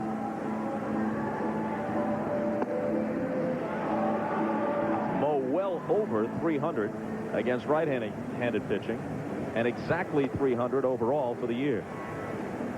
This is a huge story. Those 2 guys standing right there, a combined 0 for 18, if my math is correct. 0 for 12 coming in, each 0 for 6 last night, each 0 for 3 tonight. Wow. And in looking at Vaughn and Canseco of the 2 has hit the ball hard. I mean, he's hit a couple of balls right at somebody, lined into a double play last night in a key situation. He's hit the ball better than Vaughn has. Vaughn has really scuffled, and last night against the left-handers trying to pull pitches that were down and away. He's hit 1 ball to left field. That was his last time up, a lazy fly back in the 6th inning. But other than that, Vaughn he's had problems. And now against Assenmacher, I'm sure they're going to see a lot of breaking stuff here again. Well, pick your stat. Only around .250 against left-handed pitching overall. Wayne Kirby hoping perhaps for a shot at Holyfield or Bowe and staying loose just in case. But against Assenmacher, lifetime, in 7 at-bats, Vaughn has 4 hits, none of them a home run. Strike one. They keep staying away on him, and as we talked earlier about Jim Rice, who's the Red Sox hitting coach, he said, Bob, if this guy continues to try to pull, it's going to kill us. He's got to go the other way. He's got to drive the ball to left because that's the way they're pitching him. There it is. He's really having a tough time, and they're making good pitches on him with breaking stuff down low and away. Once in a while showing something down low and inside, but there's no way he can reach that ball. I mean, if he's going to go the other way, try to hit to left, easier said than done a lot of times. And this guy's pressing. He knows the heat's on him, too. This crowd really into it now at Jacobs Field on their feet. On 0-2. Couldn't get him to chase that.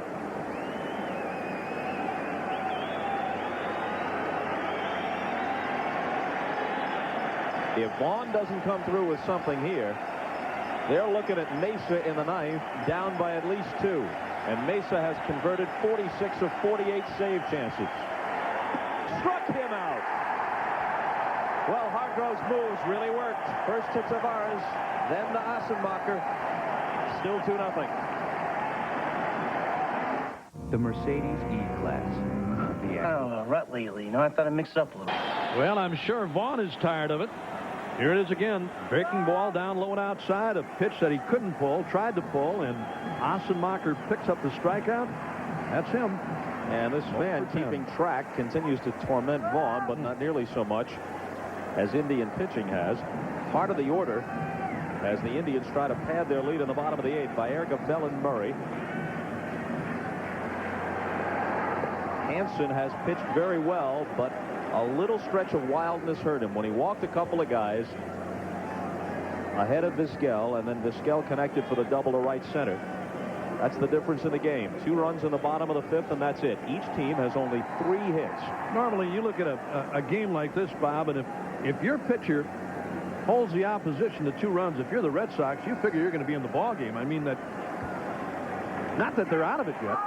Vaughn has it, and an unassisted put-out. Well, Hanson has done against the Indians pretty much what he did in all of his starts this year for the Red Sox. He has held them in check. He has pitched more than well enough to win most nights. Yep. 3-0 this year in 4 previous starts. And tonight again trailing 2-0, allowing only 3 hits. And I mean, you got to figure you're going to be in a ball game with the kind of a club the Red Sox have. And here's their man again. First Indian to lead the league in homers since Rocky Colavito hit 42 in 1959. The 50 easily broke the team record of 43 by Al Rosen in the early 50s, 1953, I think. And there's strike 1 to him. After they checked his bat, in fact, had it confiscated, eventually saw it open, and they found no cork. He had 1 more at-bat in the game after the 11th inning homer. All no cork, all torque. Very clever. And when Bell came up, he immediately asked to have the ball checked. Have Mike Maddox toss the ball back in and have it checked. A bit of gamesmanship. 1-1. And he's done that many, many times right there. Tremendous power. Sign out in the standing room only. Bleacher area in left, if you want to call it a bleacher area. Seats are sold every day. Before the games here at Jacobs Field, it's the only place that you can get a seat here. Standing room only. There you see it. Out on the walkway down the left field line. 2-1 pitch. Off speed again and in there, 2-2. Ruthie in numbers, literally and figuratively for Bell, the 50 homers in just 144 games. His slugging percentage was .690. That's exactly the Babe's lifetime slugging percentage, .690. Well, the other impressive thing with Albert Bell is the 52 doubles this year. The 2-2 pitch. Did not miss by much.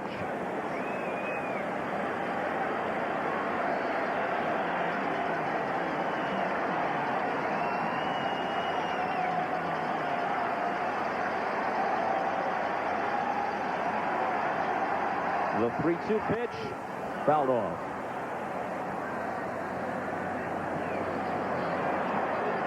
Bell is very aware of baseball history. The writers who cover the team tell me that he knew that Al Rosen had hit 43 home runs in 1953. He knew that Hank Greenberg one year had 100 RBIs before the All-Star break. He asked questions about players from more recent history. Reggie Jackson, George Brett. And a walk to him. And as Eddie Murray comes up, we head off for another update. And again, Hannah Storm. Take it, Hannah. Bob, more from the seesaw game at Yankee Stadium. Top of the 7th, Yanks up 3-2. Luis Sojo with 2 on against Andy Pettitte. Singles up the middle to tie this game up at 3. Remember Sojo with a big hit in the playoff game. Now the next batter, Ken Griffey Jr. lifts the fly ball to third. Vince Coleman tags and tries to score from third. And Coleman is safe at home, but Sojo is out at second. The inning is over, but not before the Mariners take a 4-3 lead now over the Yankees. Back to the Jays. Just about every one of these games has been close and exciting all around the country. I'm going to tell you, that's a short sack fly that Coleman scored on. Wow. Wasn't exactly a throw from the Roberto Clemente textbook, though. I mean, that thing just kind of dribbled kind back of a into grounder, the infield. Yeah. Grounder type, but anyway, he scored from third on a short little fly ball. Bell at first with 1 out, bottom of the 8th, a ball and a strike to Eddie Murray, who was struck out, tripled, and grounded out. And a long drive to right, and this ball is gone.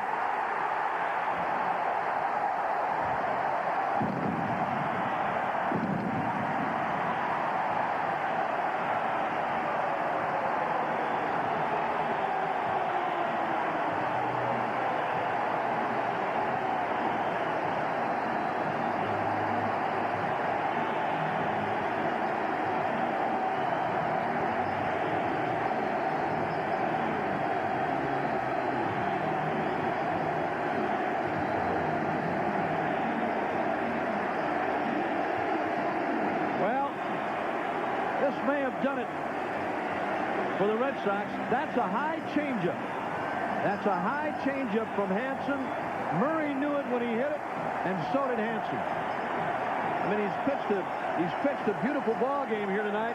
It's every pitch for him has been a game line pitch. I mean, where it's on the line with no runs behind it.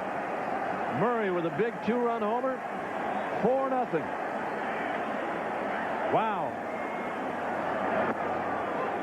3 of the people he's walked have scored. The only walk that didn't hurt him, he's walked 4 and hit a man. The only walk that didn't hurt him was an intentional walk to Bell in the 5th, and he got Murray on a ground out to end that inning. He walks Bell unintentionally but carefully, pitching carefully to him here in the 8th, and Murray follows with a home run.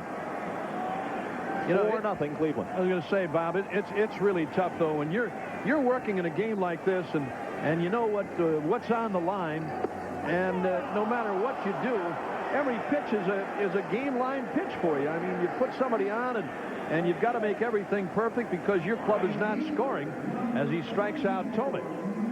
But I mean, Hanson's pitched a good ball game here tonight. I mean, the Red Sox offense has just been shut down completely. That was Hanson's 5th strikeout. Tomei, though, 3 times. So Tomei is now 1 for 10 with 6 strikeouts. 3 last night, 3 tonight in the series. Manny Ramirez.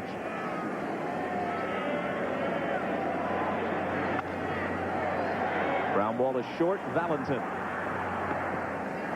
Well, 4 runs look pretty darn big when Jose Mesa is about to walk through the bullpen gate. Goodyear retailers have lowered prices on America's #1 brand. Move to the 9th. Here's the MCI proof positive replay of the game. It came early after Jose had reached on an error in left by Albert Bell to open the game. Valentin bounces one to short. A sparkling play by Vizquel, a whirling throw, which would have been in time, but Sorrento came off the bag. Valentin was called safe. Sorrento's throw across the diamond got Jose trying to advance from second to third on a nice catch and tag by Tomei. And on that play, Don Denkinger, the third base umpire, was tripped up, hurt himself, had to leave the game. So a bit of everything. Here's Mesa with a 4-run cushion. Canseco, the first hitter. Bouncing ball to Tomey. Vaughn and Canseco are a combined 0 for 20. This 1995 Division Series game is brought to you by Oldsmobile and your local Oldsmobile retailers, Burger King, where you can get your burgers worth, and the makers of Advil. New right fielder for the Indians, Ramirez out. And the veteran reserve, Wayne Kirby, is in right field now. Vaughn and Canseco, each 0 for 6 last night, each 0 for 4 tonight. Greenwell, fly ball to center. Mesa one out from closing it for Hershiser. Oh, what a job by this Indian bullpen tonight. Tavares in the 8th after Hershiser left. He retires Valentin. Ossenmacher comes on to strike out Mo Vaughn. And here in the 9th, I mean, the main man is on. 2 down. All perfect according to plan for Mike Hargrove. Have teams come back in 5-game series. The LCS was a 7-gamer starting in '85. The Division Series is new. Go back to your Milwaukee Brewers in 1982, down 2-0 to Gene Boggs' California Angels. They won 3 in a row at home. In 1984, the Padres lost the first 2 at Wrigley, rallied in memorable fashion to break the Cubs' hearts with 3 straight victories in San Diego and go to the World Series. It can happen, and the Red Sox are going home, but with no margin for error. That's right. Kevin Kennedy said this is the way they wanted it. They wanted to go up against the Indians. He said, we're looking forward to it. Not anymore. They're going to have to win 3 straight. Nearing pops it up. Tomey calls. The Indians are up 2-0 as they win them both at Jacobs Field.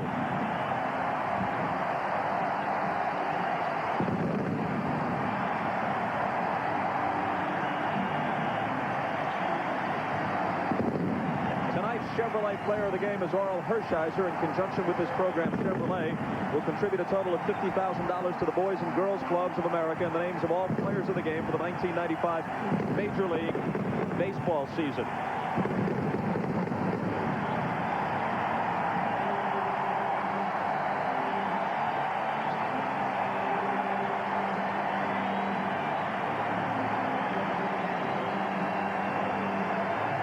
Hanson beat him 3 times during the regular season, but not tonight. We'll step aside for a moment. Boy, who was hit over the left eye by the flying bat when it left the hand of Paul Sorrento behind the Red Sox dugout, has been taken to a local hospital. He was cut over his left eye. A 13-year-old boy may need stitches, but apparently no more serious than that. Here, Hershiser the winner, Mesa the save, Vizquel a 2-run double, Murray a 2-run homer.